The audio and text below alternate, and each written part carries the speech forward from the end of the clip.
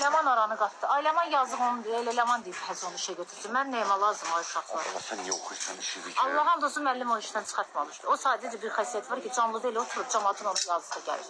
O günlərində o görə bilmir ki, mənim üstümə düşüblər. Heç nə demir. Allahın sözünü demir canlıda. Qoşulub padurqasına. Bir demir ki, Lemanlıq işinə yoxdur. Mən onu çıxandan hər gün maraqlanıram. Hər gün deyirəm dur gəl bizə. Bir dəfə onu canlıda demir. O girib ki çıxmaz, öz kefindədir, gəlib burada ağzınıza gələn yazırsınız mənə. Mənim nəyimə lazım? Mən onun çıxmağını niyə istəyim ki, mənim nəyimə lazım? Mənim maaşımdan kəsmir, bir şey eləmir. O işləyir özü üçün, mən işləyirəm özüm üçün. Ailenimin ölmüşünə deyirəm, balamın ölmüşü.